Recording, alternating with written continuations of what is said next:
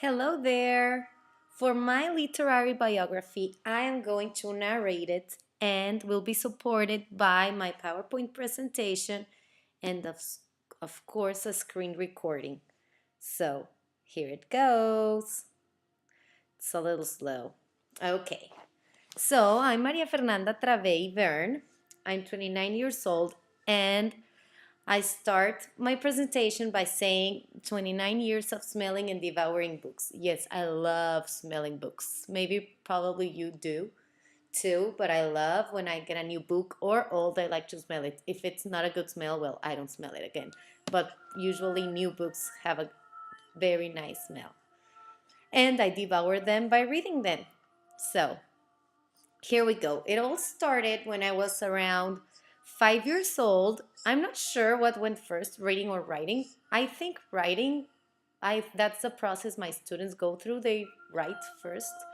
But I think it was writing, and the first word I ever wrote was oso, which means bear. It's pretty easy to write OSO. So that was the first thing I ever wrote on my own. Not copied, not anything, on my own, sounding out phoneme after phoneme.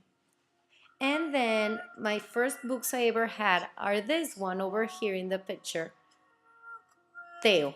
These books are about this boy called Teo, and they're from Spain, I think, and my parents only got me these types of books at first. Then, thanks to that wonderful library at the school where I studied, the American School Foundation of Guadalajara, I started enjoying Pinky and Rex books, and Madeline was one of my favorite characters. And also, thank you, Scholastic, because we got the Scholastic catalog and I can order books. And I was like always asking the person in charge of the books, like, when are they getting here? When are they getting here? This was back in 1996, and mailing systems took like 1 month or two, so the wait was horrendous, but it was worth it. Then my first chapter book, like in shape, was a book I recalled. It was called Santa Maria. But then I started researching the web to put a picture of the book for my presentation, and I couldn't find it. So maybe I recall the title or wrong, or I don't know. But well, in the cover there was a seahorse. That's why I put a seahorse. And well, I'll keep searching for it. When I go back home, I'll try to find it in my box of books, because yes, I save every book in a box. I hope it's still there. Then as I grew, I started enjoying books like Mary Kate and the Ashley Adventures and The Babysitter's Club and Little House on the Prairie. I think they were not that good books now that I'm older and I have another criteria, but back then that's what I liked. And I really enjoyed reading, so that was what I chose.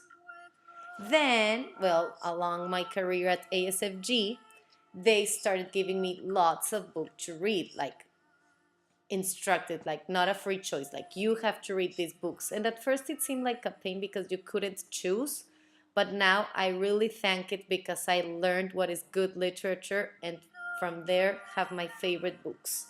So the first one I remember really enjoying was The Outsiders. I read it, I think, fifth grade or sixth grade, and I loved it. And then we saw the movie, and it was wonderful. So I really liked that book. Then older, well, I think I was in eighth grade or ninth, I read To Kill a Mockingbird. And well, I think every one of you read it back in high school. And also really enjoyed the book, the themes, everything, analyzing the whole symbolism, everything was awesome. Then another of my favorites was The Great Gatsby. I really, really loved it. And also I loved all the symbols and themes and all the things we could talk about and discuss. That was the best part, like talking amongst the group about what we read, what we thought, predictions, etc. So that was beautiful. Then choosing what to read. So then we also had free choice of books. And I never knew, I think I got comfortable with the school giving me what to read. So I didn't know what to read, and my mom was reading this book. She told me it was a little hard for my age. I think I was like 17. She said it was a little strong because it was a hermaphrodite and maybe it was a strong subject, but she said that it was good and that I should find it in English to read. So I found it in the library and I read it. Yes, it was strong. It was bizarre for me at that age, but it was interesting. But still, I preferred the books the school gave me to read. I also enjoyed, in the moment they seemed boring, like reading Shakespeare was boring to read it, but then I started enjoying them.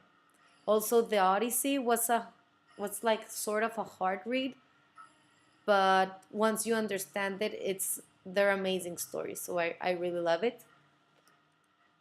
Then we also analyzed movies that I think are another part, not literature, but they're part of someone's literary growth. I think so, and most of them are based on books.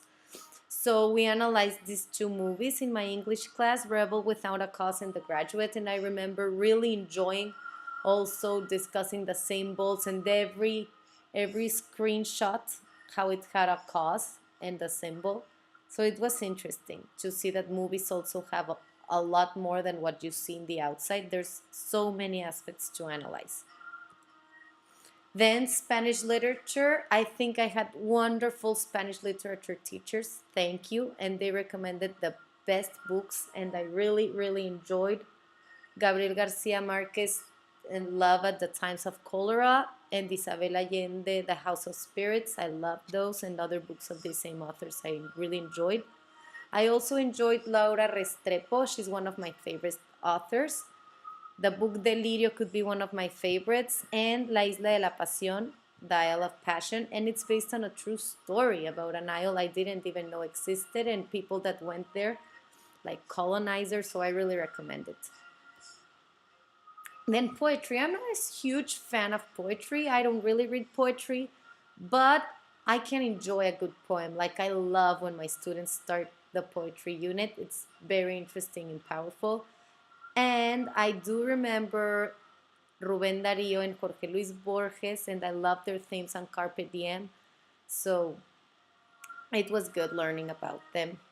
And Robert Frost in English poetry, I loved it. Then artists who inspired me. I think artists also inspired us and move us to make literary things. So my senior project was to make 7 or 10 pieces of literature written, and I inspired on Salvador Dali, a Spanish artist, and I did poems, songs, essays, many things based on him and his life. He's pretty interesting. So I think people inspire us, and it's important, and it's, I don't know, people who inspire you are part of your passage to become who you are. Then, how did I become a teacher? Well, of course, my love for reading was really important for this, and especially my love for children's books. Then I have a little brother, the one you see in the picture. His name is Jordy, and he's 10 years younger than me. So I was like sort of a little mom for him, and I always read to him and really enjoyed taking care of him. And I read these Theo books that we had in our house library and other books. But I really, that's where my profession sprouted. Being with him, teaching him, and of course reading to him was for me very powerful, and I think the reason why I became a teacher.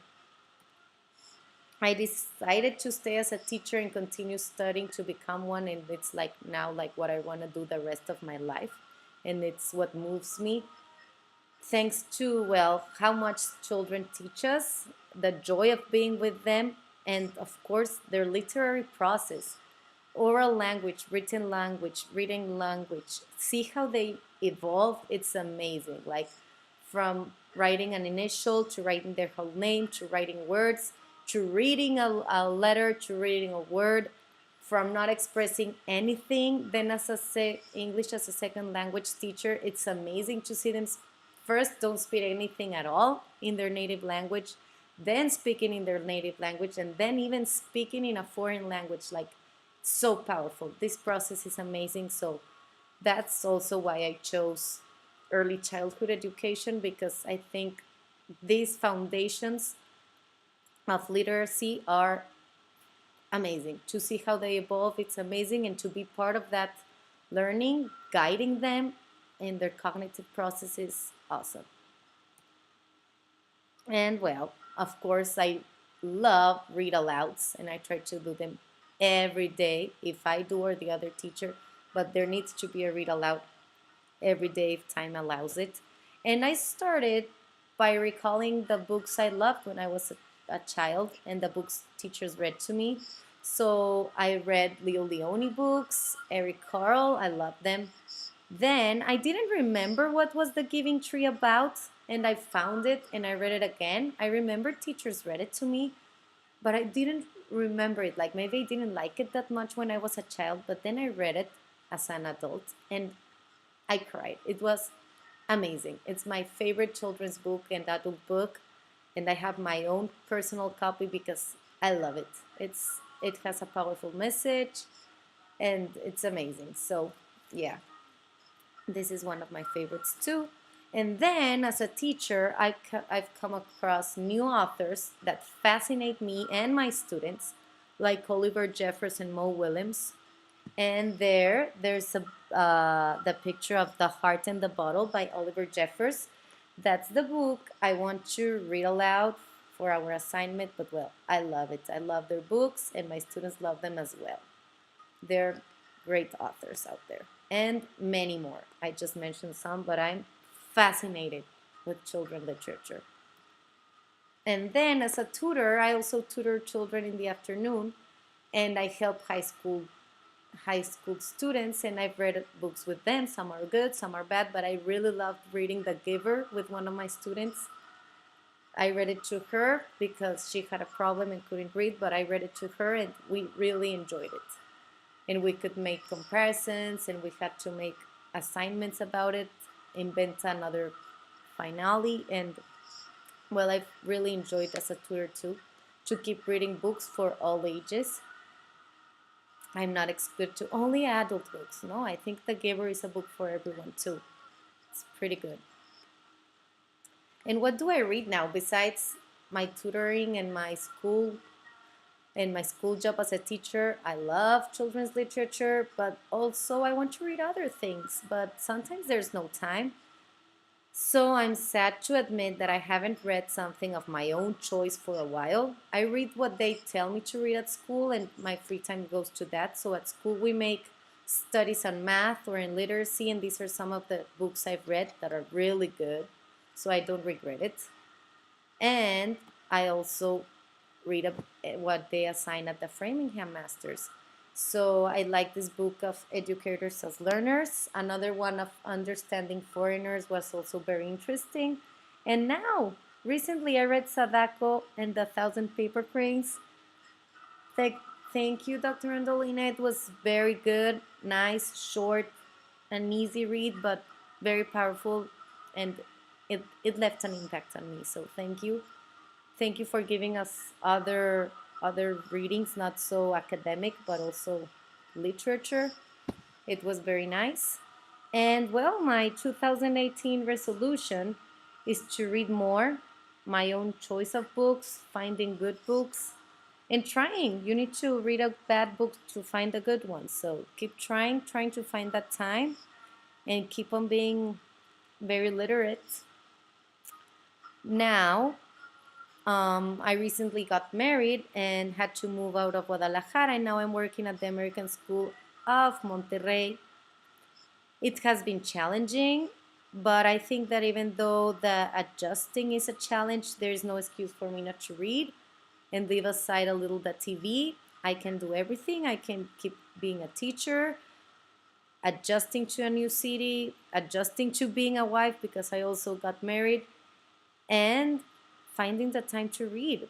So I'll do that, and keeping up with the masters and everything and personal goals. So I hope I can, because I think it's super important to keep reading. It shows you so much more than TV. I love series and movies, yes I do, but I always think the book is better. So I need to find that time. And well, I chose to do this my literary biography, literary, talking about my literary journey. It's a brief part of all that has been involved. And well, literacy is oral, written, reading. I focus more on my reading career. That's what I like the most, more than writing. Speaking, I also do. You can tell, maybe I'm speaking a lot. But well, I wanted to talk about that, and that influenced a lot my teaching career. So it is who I am, and I hope I keep being influenced by great literature and great literate people like all of you are. Thank you very much, fellow classmates, teacher. Thank you for listening, and well, good luck to all.